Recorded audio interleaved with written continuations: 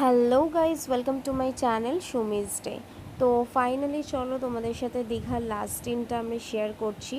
আর তো লাস্ট দিনটা ছিল কিছুটা এরকম, যেখানে সকাল সকাল উঠে রেডি হয়ে গিয়েছিলাম আর রেডি হয়ে নিয়ে চলে গিয়েছিলাম ব্রেকফাস্টে।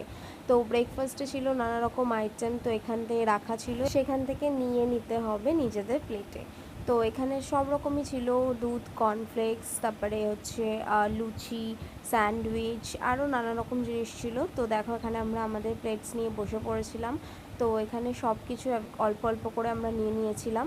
তো এখানে ছিল তিনজনের তিনটে জুস। তারপরে এই যে ব্রেকফাস্ট করে আমরা চলে গিয়েছিলাম রুমের সব জিনিসপত্র গুছিয়ে চেক আউট করার জন্য চলে এসেছিলাম রিসেপশনে।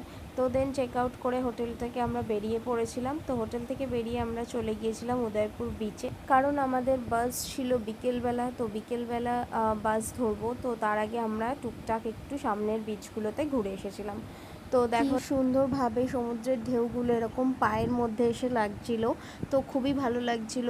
আর এই দেখো আমি এখানে ভিডিও শ্যুট করছিলাম। আর দেন আমরা খেয়ে নিয়েছিলাম হচ্ছে ডাব। এরকম বিচের মধ্যে বসে ডাব খেতে তো খুবই ভালো লাগে।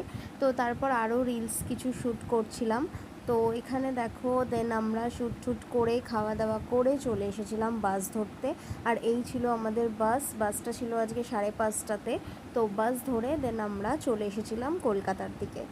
তো ভিডিওটা কেমন লাগলো অবশ্যই জানিও। দেখা হচ্ছে আরেকটা ভিডিওতে। Till then tata.